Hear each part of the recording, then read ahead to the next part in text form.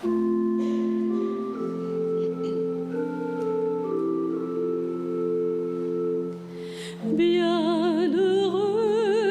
Vierge Marie, ô belle femme de chez nous, Dieu vient chez toi donner rendez-vous, comblée de grâce, nous te louons.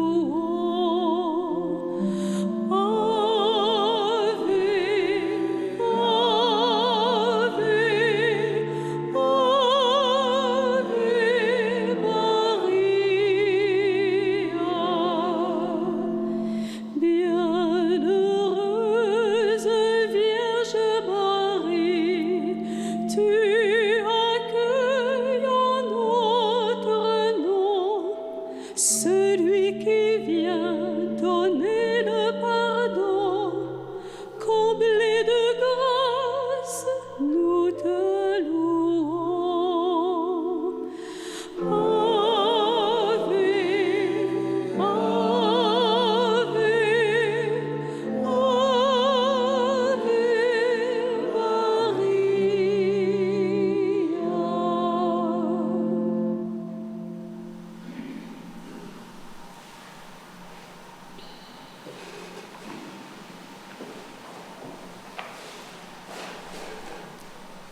Bienvenue en ce troisième jour de la neuvaine à l'Immaculée Conception. Aujourd'hui, nous méditerons sur la présentation de Jésus au Temple.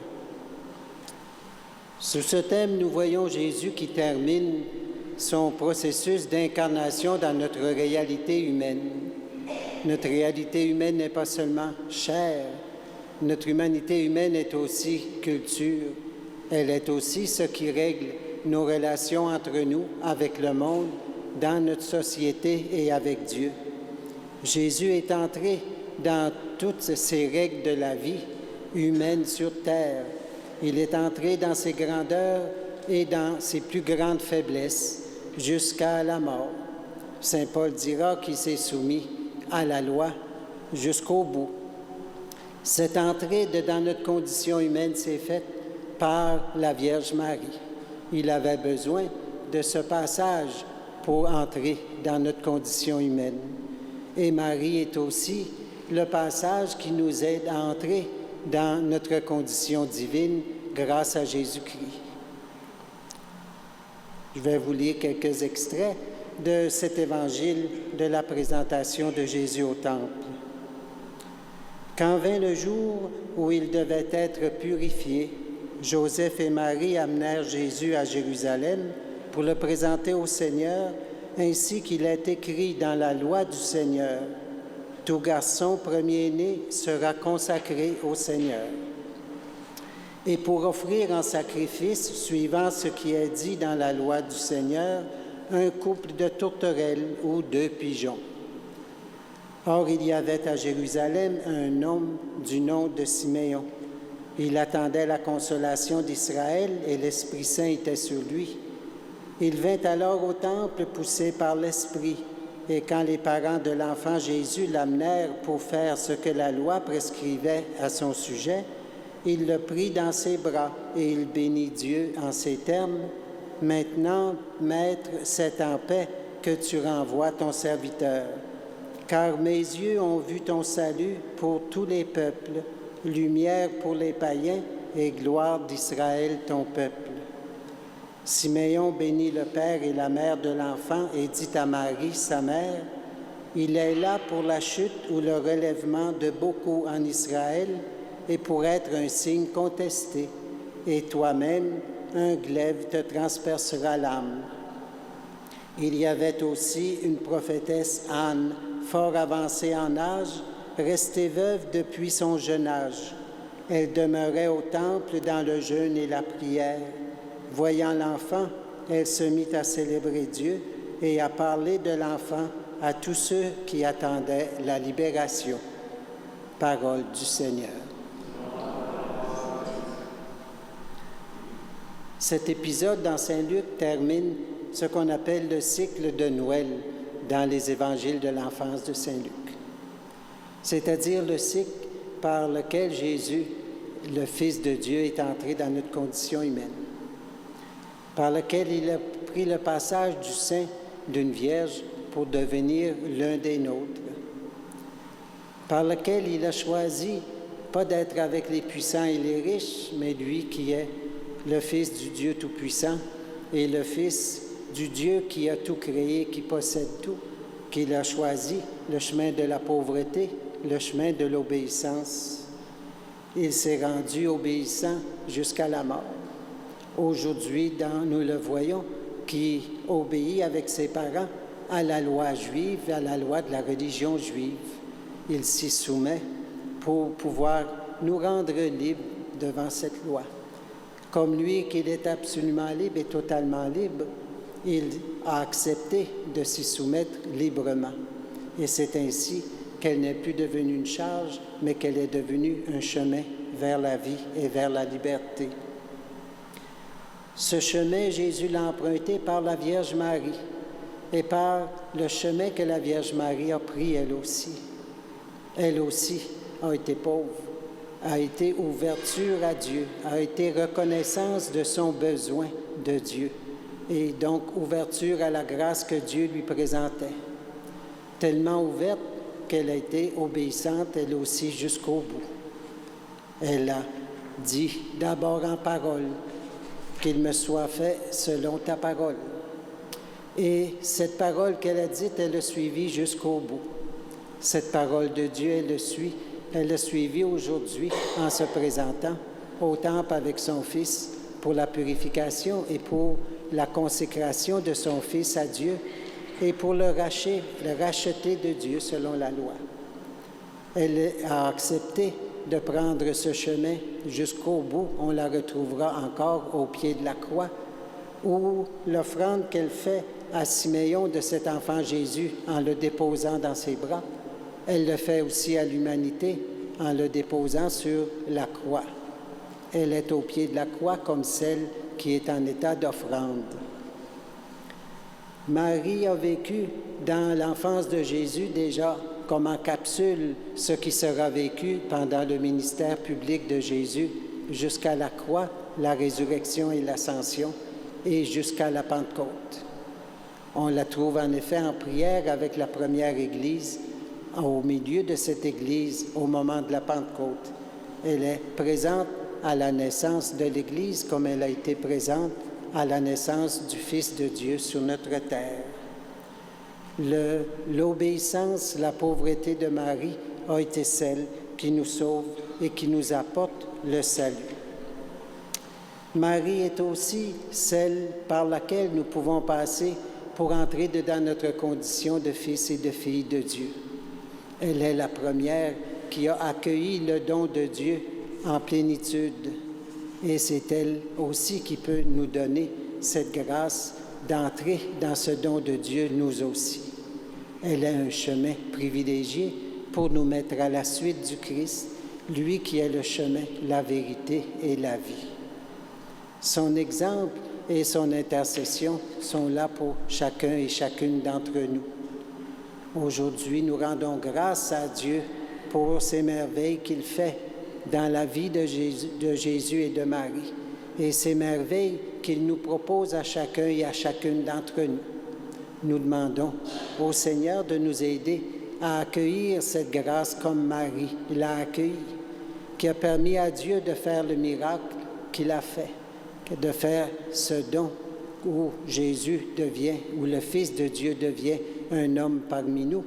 Il devient celui qui porte notre condition humaine dans ses grandeurs et surtout dans ses faiblesses, ses petitesses, et qui se sert de ses petitesses et de ses pauvretés pour en faire un passage vers la vie et la dignité de fils et de filles de Dieu. Nous lui demandons de nous aider à accueillir cette grâce comme Marie l'a accueillie, en disant que ta volonté soit faite et surtout en la faisant par la pratique quotidienne de notre vie chrétienne selon l'Évangile.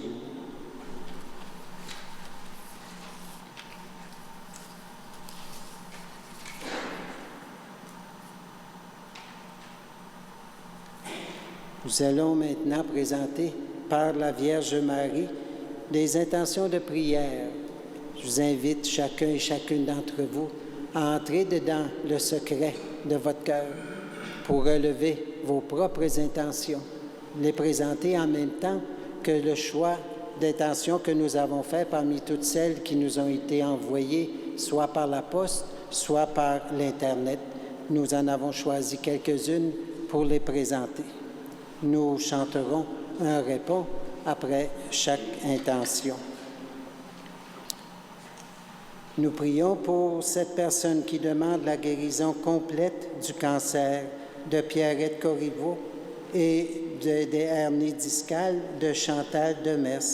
Prions le Seigneur.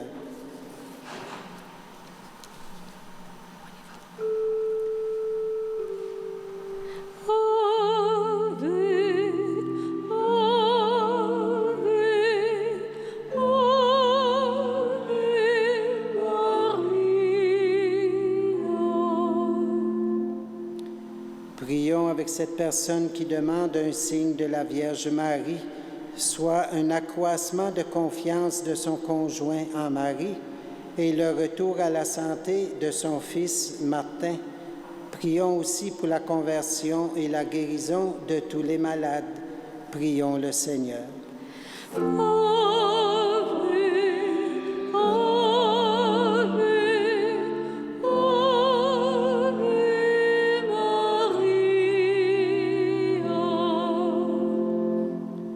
Prions aussi avec cette dame qui demande des bons résultats à une opération pour le sein qui se fera aujourd'hui même et qui demande aussi la bénédiction de Dieu.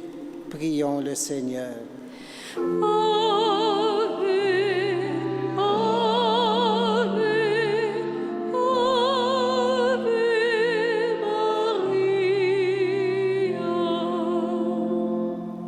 Prions avec cette personne malade qui demande guérison pour elle-même et pour son époux. Prions le Seigneur.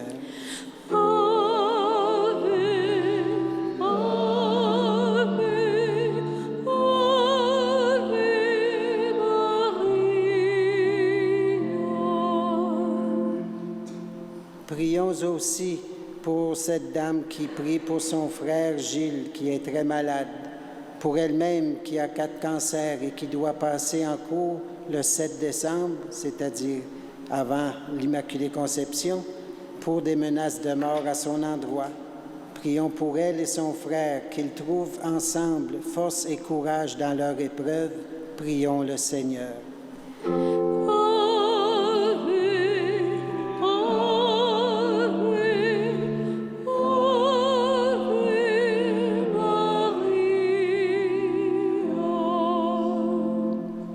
Prenons un petit moment en silence pour présenter personnellement les prières que nous portons dans notre cœur.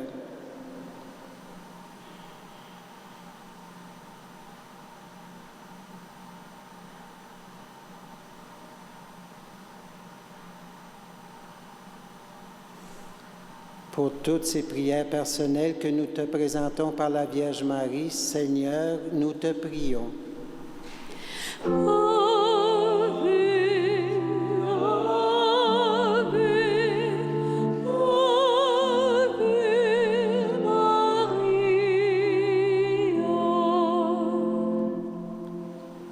Vous allez maintenant voir devant vous la prière de la neuvaine que nous allons vous présenter. Nous la dirons ensemble, cette prière, si vous voulez bien, comme conclusion à cette journée de neuvaine, ce 3e jour de neuvaine.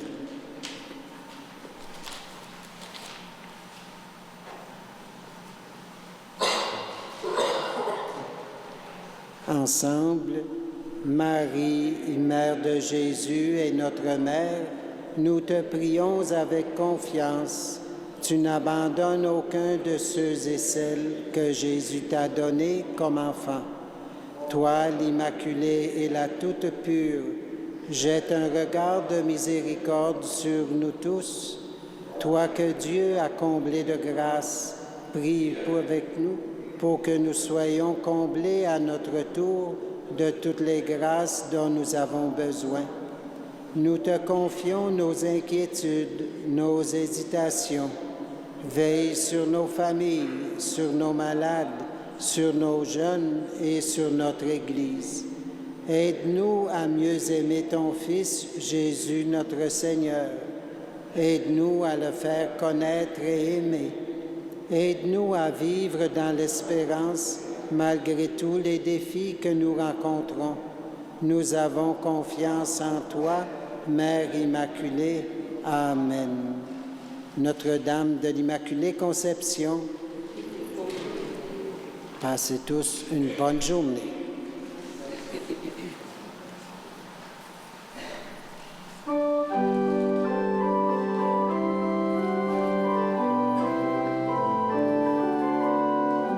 Ensemble, venez divin Messie, sauvez nos jours infortunés.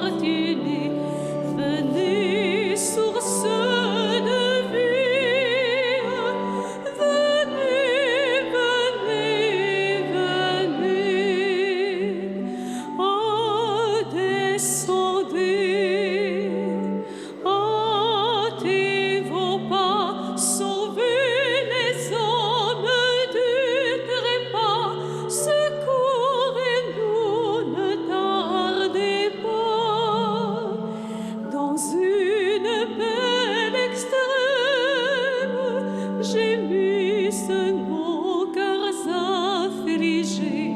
Venez, bonté suprême, venez, venez, venez. Venez, divin Messie, sauvez nos jours infortunés.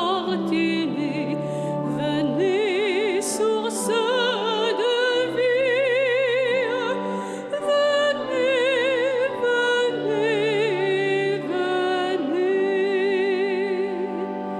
Alors une belle journée à tous.